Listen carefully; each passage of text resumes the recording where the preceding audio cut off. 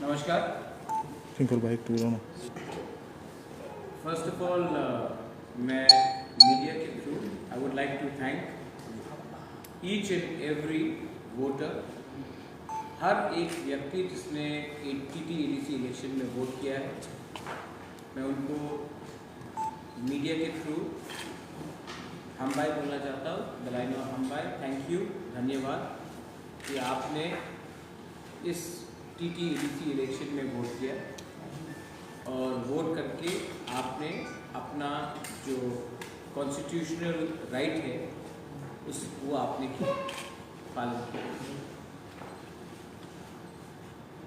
Media से मैं एक बात बोलना चाहता हूँ कि ये जो पोलिंग टर्नआउट हुआ है त्रिपुरा में, इस शायद पूरे इंडिया में अगर आप देखेंगे क्या हो रहा है बंगाल में, असम में, पुडुचेरी, तमिलनाडु में, तो त्रिपुरा में सबसे हाईएस्ट टर्नआउट हुआ है, वो भी टीटीईडीसी इलाके में।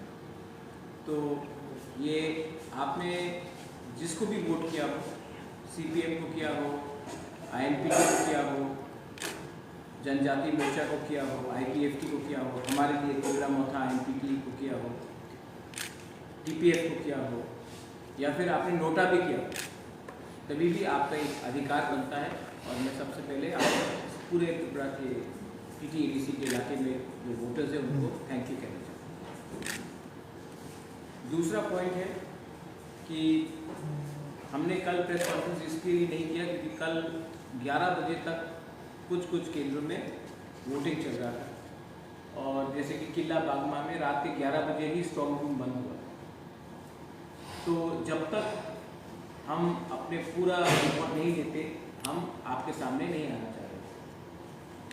तो इलेक्शंस में कुछ जगह में वायलेंस हुआ है, रिगिंग हुआ है, attempt to stop voters to go to cast the votes, ये भी हुआ है। इसके लिए आज हम ऑफिशियली राइट करेंगे स्टेट इलेक्शन कमीशन को। उसके बाद हमारा जो प्रॉब्लम्स है, क्योंकि आप देखेंगे कि स्पेसिफिकली कुमुलुक में एक दो जगह में प्रॉब्लम हुआ, आमतली गोलाघाटी में काफ़ी जगह में प्रॉब्लम हुआ, टेकरजला में प्रॉब्लम हुआ, बोरीपुर बोरतली में प्रॉब्लम हुआ। आप देखेंगे कि हमारे कैंडिडेट आईएनपीटी के जो है सांसद होगा, उसको सिरचुरी मनोबंगल में पीटा गया, उसकी सिक्योरिटीज़ को मारा गया। यही चीज़ रामचंद्र घाट में हमारे सिंबल में एक काला मार्क लगा के मैनिपुलेट करने का कोशिश किया गया।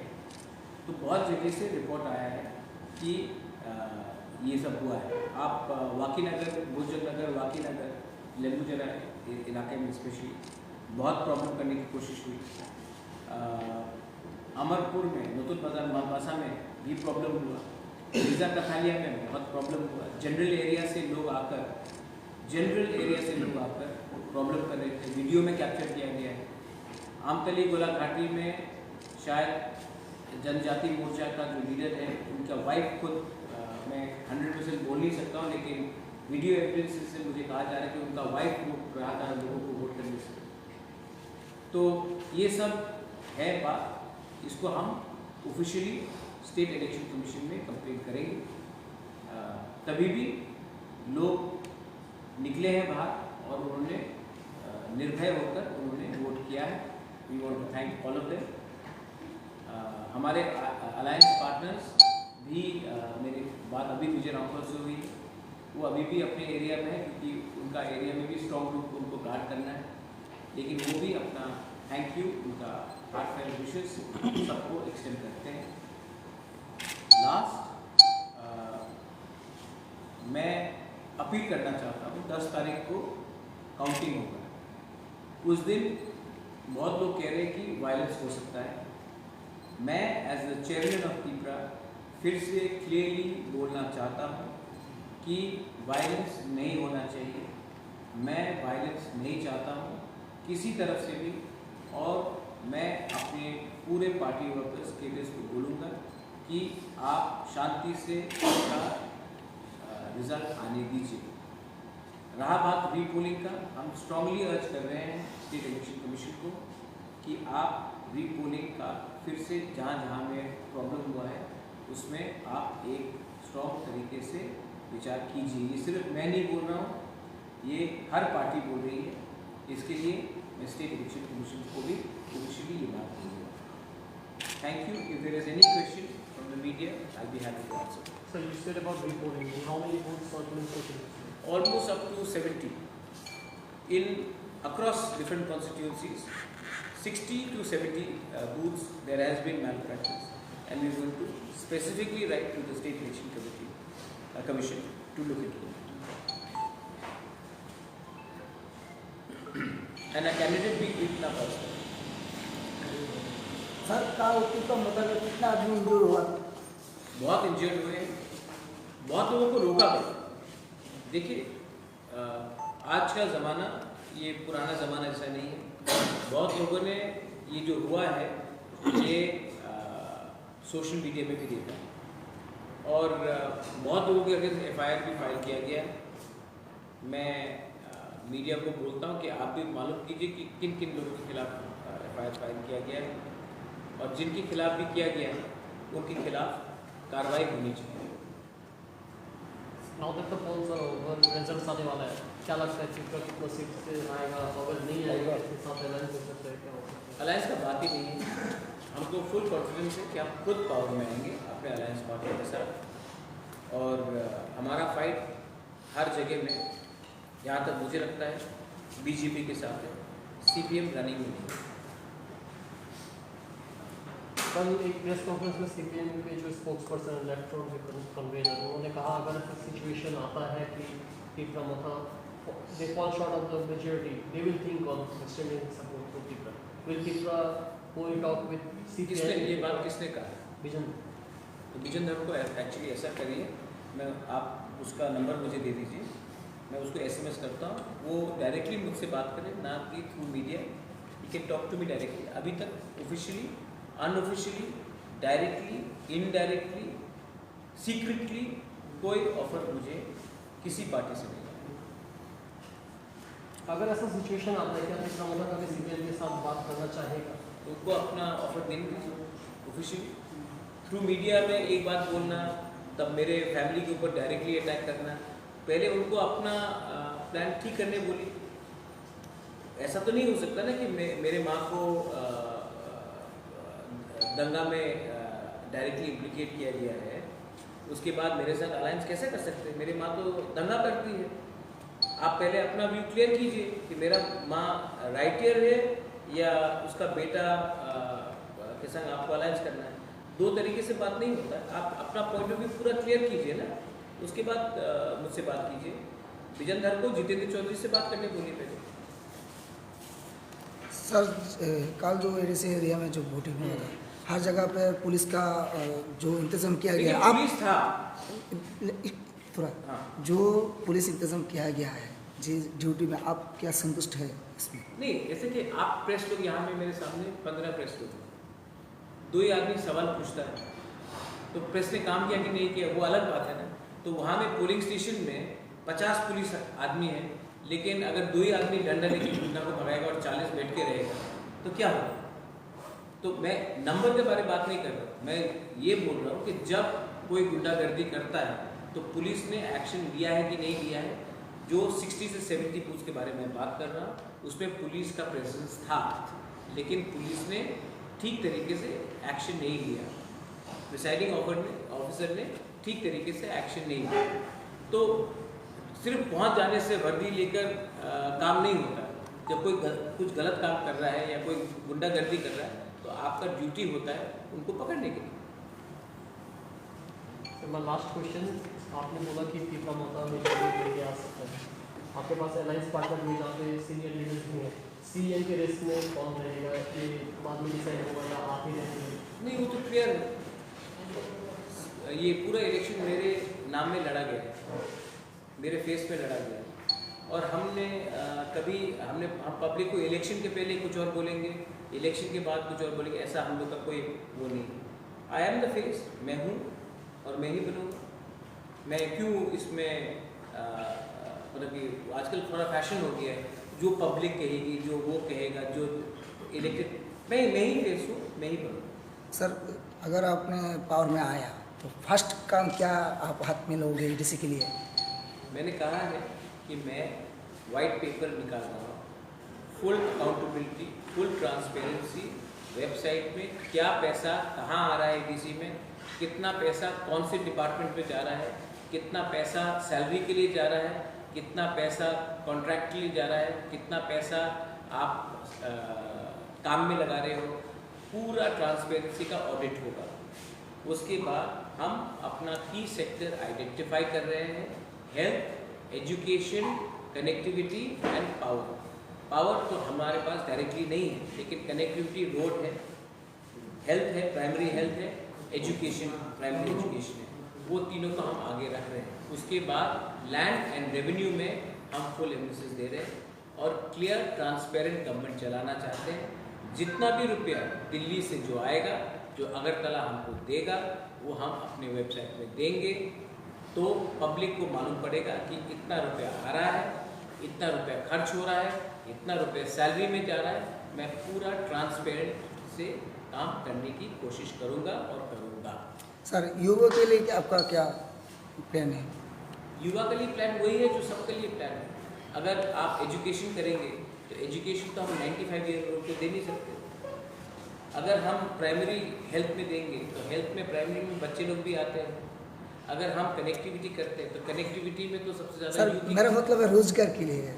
हाँ, आप ये बोलिए ना, यूथ को आप तो यूथ में रोजगार सिर्फ नहीं, स्किल बिल्डिंग भी है, एंटरप्रेन्योरशिप भी है, सॉफ्ट लोन्स भी है, वो सब को हम ड्यूली एक नया मॉडल लेके हम काम करेंगे। ये पुराना जो सिस्टम है जहाँ में आप हाफ लोन देते हो, हाफ मतलब कि कोई अकाउंटेबिलिटी नहीं रहता, वैसा नहीं होगा। हम एंटरप्रेन्योरशिप को प्रमोट करना चाहते हैं और हम प्रॉपर स्किल बिल्डिंग देना चाहते हैं। इसके लिए स्किल बिल्डिंग के लिए आपको एजुकेशन और क्वालिटी एजुकेशन भी चाहिए और टेक्निकल नो हाउ भी चाहिए, तो उसको भी हम इंटीग्रेट करें। सर मेरे क्वेश्चन, हर पॉलिटिकल पार्टी जो ने कल प्रेस कॉन्फ्रेंस किया था, सभी को कॉन्फिडेंस है कि वो लोग ही आएंगे। तो हमने ऐसा भी सुना है, मतलब कि ये रूमर है कि आप अगर जीतते हो तो इन फ्यूचर शायद बीजेपी के साथ आप जा सकते हो, ऐसा कोई? नहीं, अगर कल AIADMK मैडम पावर में आ जाए पूरे इंडिया में, चांसेस नहीं है, लेकिन अगर आ जाए, मैं आपको एक एग्जाम्पल दूँ, और वो हमारा ग्रेटर पीपल लैंड का डिमांड मान लेते हैं, तो मैं उनसे भी बात करूँगा। अगर समझिए कि कांग्रेस आ जाए दिल्ली और वो हमारा ग्रेटर पीपल लैंड के बारे में बात मानता है, मैं उनसे भी बात करूँगा। और अगर बीजेपी रेडी है हमारा ग्रेटर पीपल लैंड के लिए बात करने के लिए, तो मैं उनसे भी बात करूँगा। मैं अपने लाइन में जाऊँ, मेरा डिमांड है ग्रेटर पीपल लैंड, जो हमें उस इशू में बात करने के लिए तैयार है, मैं उनसे बात करूँगा। राम मंदिर का डिमांड तो वन एंड ओनली था, आपने उनको क्यों नहीं बोला इतने साल से कि राम मंदिर one and only demand? One and only demand था ना बीजेपी का राम मंदिर। हम आएंगे तो आपने उनसे क्यों नहीं पूछा इतने साल तक? आपने कनेक्टिविटी के बारे में बात नहीं किया, आपने पानी के बारे में बात नहीं किया। हमारा मेन आइडियोलॉजिकल डिमांड यही है। तेलंगाना राष्ट्र समिति का मेन आइडियोलॉजिकल डिमांड तेलंगाना था। झारखंड मुक्ति मोर्चा का मेन डिमांड झारखंड स्टेट था। तो और आइडियोलॉजी डिमांड को हम कैसे छोड़ दें?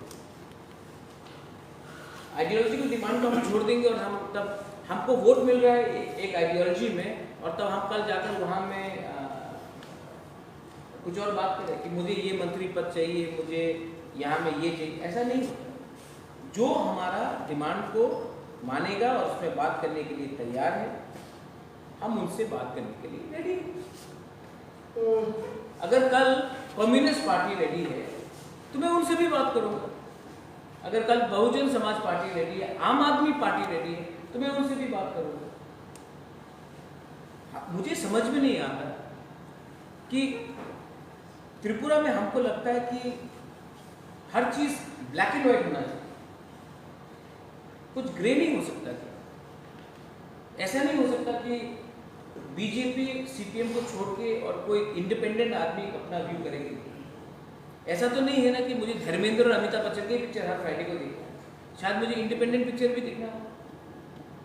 तो ये जो सवाल, I am not specific speaking about you, but ये सवाल मेरे पास बहुत बार आ चुका है कि आप बीजेपी के संग हैं या सीपीएम के संग। मैं क्यों दोनों के संग रहूं? जो मुझसे रेडी है मेरा डिमांड में विचार करने के लिए, मैं उनके संग बात करूंगा। इसमें सोचने का क्या है? इसमें मुझे समझ में नहीं आ रहा। आप क्या पाकिस्तान के साथ हो या इंडिया के साथ हो या बांग्लादेश? अरे कोई इंडिविजुअल भी तो एक ओपिनियन रख सकता है, एक पार्टी का इंडिविजुअल सांसद तो हो सकता है। यही मेरा त्रिपुरा मोथा के आने वाले अर्बन लोकल बॉडी में कॉन्टेस्ट करने वाला है। जी, मैंने सोचा कि एक दो यार पत्रकार को भी चांस दो, शायद आपको भी मैं ऑफर कर सकता हूँ। नहीं, सीरियसली क्यों नहीं लड़ूं? क्यों त्रिपुरा मोथा, जहाँ अगरतला में इतना हमारे इंडिजिनस लोग हैं, हम क्यों नहीं लड़े? और उसका ये मतलब नहीं कि सिर्फ इंडिजिनस को टिकट दे, कोई दूसरा भी हो जो हमारे इशू से सिंपथाइज करता हो, जो हमारे लोगों के साथ जुला मिला हो, मैं उनको क्यों मौका नहीं दूँ? क्यों नहीं लड़ूँ? एकदम लड़ेंगे, और लड़ेंगे भी तो वोट काटने के लिए नहीं, लड़ेंगे भी तो जीतने के लिए लड़ेंगे।